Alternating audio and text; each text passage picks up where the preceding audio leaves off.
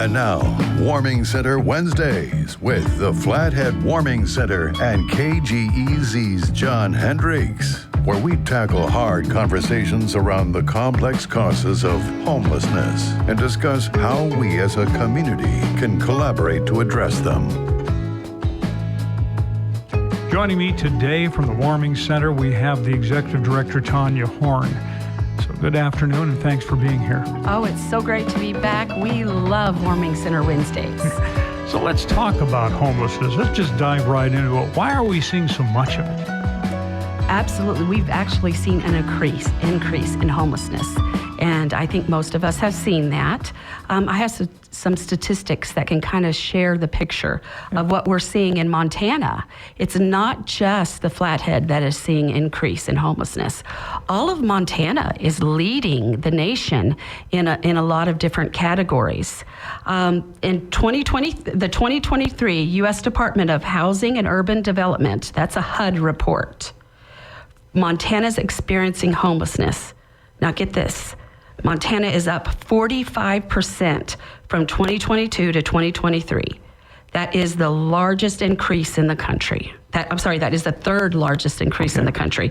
But 45%, up 45% of homelessness. That's a lot. Yeah. Montana is up 89% from 2007 to 2023. That's the second largest increase in the country. Those are some big increases. Yeah. But the one that speaks the most to me, that I think I see the most at the Warming Center, is chronic homelessness. And the HUD definition, it's very important to understand when we say chronically homeless, what HUD definitions is. Before I give you that number, we need to understand the definition. It is an individual who has been homeless for 12 months or more, and that individual has a significant diagnosed disability. So these are individuals who have disabilities. These are people who are ill and have great challenges in their lives. What is our number? Well, Montana is up 57% from 2022 to 2023. That's the third largest increase in the country. We are up 57% of individuals who are fighting disabilities. My first response to that is, why us? Well, I think it can go back, and we've talked about this before on the show, back to 2007 when the legislature cut a lot of funding for mental health services. That's what we're seeing, is how that has played out. Inside the Warming Center, we see that. Individuals that don't have that support that they once had to be well or to navigate life with a severe and disabling mental illness, they don't have those supports that they had at that time. There's good news on the horizon, though. We're trying to correct that here in Montana. But seeing that being that chronic homeless piece tied to a disability being such a huge growth in our homeless population, should tell us, we have a ways to go to taking care of people who are ill in our community. Now, if we're using those numbers, then what you're telling me, if I'm reading you correctly, these are Montanans. These are Montanans who have become homeless because of their disabilities. Absolutely. I have seen that. I shared in the last episode that I was a social worker in our community working in mental health. I have seen the tragic sight of knowing people who are mentally ill, who used to have the wraparound services that it needs to be able to navigate life in mental illness in our community being housed, and then seeing them walk through the door of the Warming Center. Something horribly has gone wrong, and that's because we have lost a lot of that support that kept people housed. Now, that's not all the population within the Warming Center, but that's a big part of it. We serve a lot of individuals who are ill, and it's going to take a while for us to recover that support system for people. But I want to be sure that I understand you correctly in this statistic here, that we're talking about people who lived in Montana in 2007, had these wraparound services. Today, these same Montanans do not have those services. Absolutely. So we're not talking about people moving in and taking advantage. We're talking about Montanans. Absolutely. We've got to understand, and we have to, this chronic homelessness was shared with me as these are the people who don't want help. That's not what chronic homelessness means. You know, they're looking at the definition wrong. These are people with disabilities, and these are Montanans. And another thing that I would say from a warming center perspective, we would not care we're moving in for our services because we don't have enough services for the people who are our neighbors. So the idea that all of these people are just moving in here because we have such great services, oh my gosh, that makes my toes curl because that is not true. We are doing everything we can to build up the wraparound services that we need in our community so that our neighbors can be taken care of. I had a conversation with the Salvation Army's Major Larry Feist, and I said, Larry, what do you think of the warming center? And he says, I think it needs to be 3 times bigger than what it is. Oh, I like Major Feist. Absolutely, it does, and we're having to turn away people every night because we don't have enough space. We're doing the best we can, and we work really hard to be a resource for our community. We save 4 of our beds for our community's first responders so that in the middle of the night, when law enforcement is out, they can help an individual. Before the warming center, what were they to do with the person other than let them sit in the police station lobby? It's very important that we are a resource for our entire community, and that's one way that we are. So I guess the next question is to really understand what this crisis is. We keep everything's a crisis. Is this a crisis or is this just hyperbole? We'll get into that with Tonya Horn right after this. 96.5 is 600 KGEZ. John Lupton is with me. And while we're on the subject of clothing, John, do you have any new styles we should be talking about? Yeah, we do. Got a whole bunch of new stuff coming in for spring. And one really cool thing, we got a full selection of a local guy here, Hunt Montana gear, hats, shirts, really cool locally designed, local clothing manufacturer. And he's got some really cool stuff to check out. And then how about footwear? Yeah, footwear. Obviously got to think about that with spring too. Get rid of those big heavy winter boots. And now time to start thinking about maybe some mud boots. We carry a full line of muckwear as well as a full selection for hiking and outdoor recreation.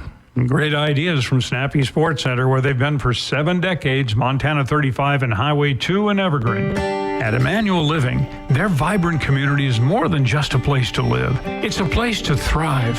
Their community is full of activity, offering residents a dynamic environment to engage and connect.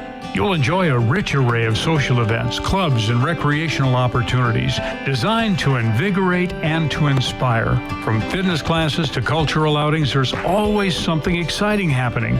Their commitment to fostering an active and engaging environment ensures that residents can lead enriching lives filled with joy and purpose.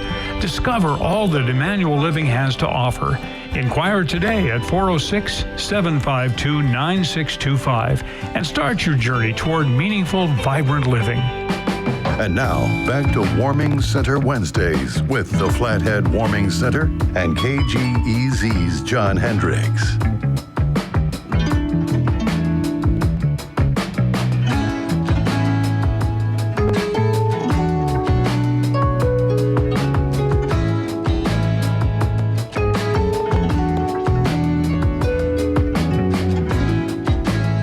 Today we're talking with the Warming Center's Executive Director, Tonya Horn. So this word crisis gets thrown around all over the place. Everything's a crisis. The border's a crisis. The economy's a crisis. Inflation is a crisis.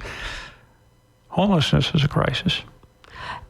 Definitely for the person experiencing homelessness, without a doubt. And when our community feels the effects of homelessness, it becomes a crisis for all of us. So now, a housing crisis, isn't that really what we're talking about? Yes. You know, there's different factors that I believe locally when we're looking at the Flathead that has led to this increase in homelessness. The housing crisis, you know, housing has not been able to keep up with the growth.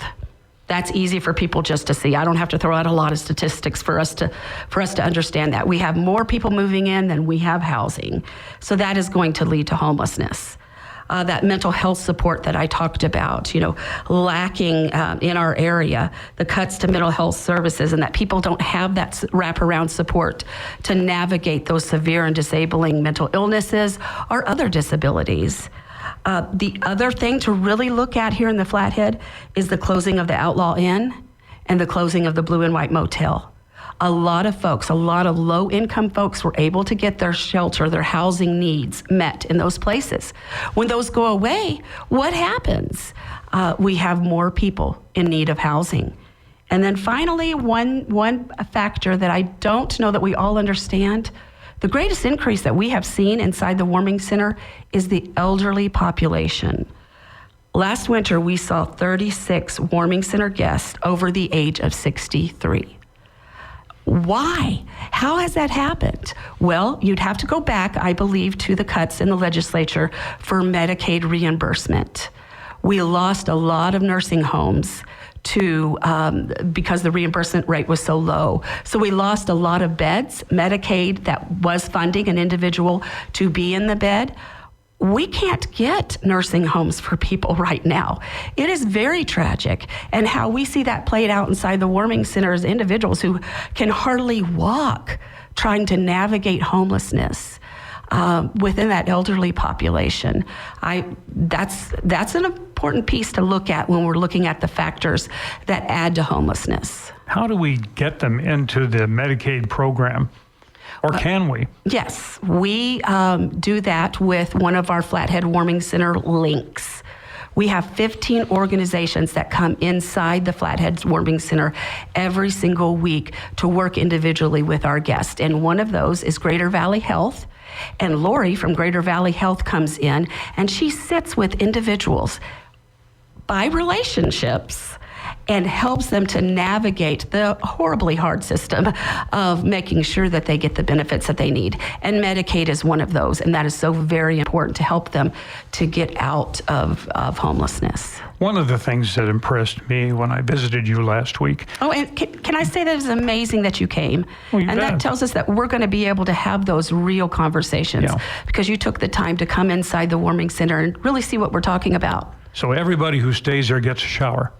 Yes, we have showers and we have laundry services. That's number one.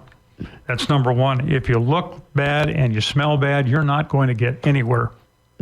Very true. And that has a lot to do with how you feel about yourself and your Sure. self-esteem to be able to take that next step. And all about, dignity is a part of our warming center mission. And so being able to provide those services is very important to helping people to restore dignity. That's not going to be an hour shower like I take. No, that's not. You saw the showers. They get a token, and that token is good for 9 minutes of water so that we can get the next person in and the next person in. Okay, so once we get them cleaned up when they first check, then what about their clothes?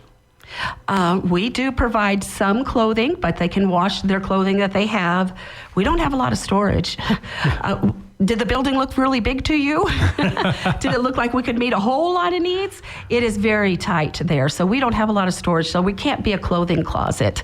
But again, we work with other organizations to be able to provide clothing for folks, but we do provide those washers and dryers. What do you have, 6 or 7 of them I saw in there? Yeah, 3. 3, all right. That's 3 washers and 3 dryers, okay, all right. stackables. They just look like round windows to me. But so that's the next thing, get them cleaned up. Give them a chance to get that dignity back. Yep. And then crawl into bed and get a good night's sleep. Absolutely. And you can warmth. see a difference from a person after they stepped outside of the shower.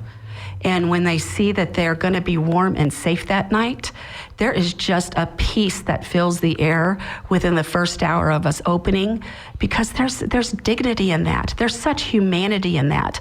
And a person can relax a little bit, and that's when we can really work with individuals. So once we get them in, once we get them safe, now we've got to find a way to help them get out of this mess they're in. Absolutely. And we think that that's very important. It's very important, and we're very intentional in how we provide the tools and resources for people to get out of homelessness. And that is, we'll dive in deeper with roadmaps and with those links so that people can understand exactly what we're doing inside the warming center to give a person the opportunity to become housing ready. It's very important. A lot of people that we serve are not housing ready. They have a lot of challenges that they're dealing with. And so a lot that we work with is to get them to the point of being housing ready. And that takes a roadmap to get there. Here's another question. And this one probably is one that tears at your heart, but I got to ask it anyway. What about those who don't want to get better? They just want to keep coming to the warming center and getting meals and getting cleaned up and go back on the street and just live there. Well, I found that those individuals usually have a mental illness. Not all, but usually have a mental illness. And that first step is not discounting them, but having that relationship with them and learning what that first step can be for them. And that first step may look a little different for everyone else than for that individual, but there is growth in everyone. And I think everyone has better potential and can have a better outcome in life. But that all starts with kind of that relationship piece that I feel like our staff is absolutely heroes, and they are they're great at relationships with individuals. And so that individual, just like with all of us, it starts with relationship. But if they don't want to get with the program, what happens? Are they working their plan? If they're working their plan, and it may be a small plan, absolutely, they stay at the warming center, because we never know when someone is ready. It is a person's behavior that determines their stay at the warming center. But through those roadmaps, we're holding a person accountable for taking that next step, and we're offering the support that people need to take that next step. All right. Well, we tackled some tough ones today. I'll bet you got some tougher ones for us next week. Oh, we'll be ready. And we are so excited about Warming Center Wednesdays. Thank you, KGEZ. Thank you for joining us for another Warming Center Wednesday. Did you miss it, or would you like to share it with friends? Find today's and past shows via flatheadwarmingcenter.org. It's Warming Center Wednesdays on KGEZ 96.5 FM and 600 AM.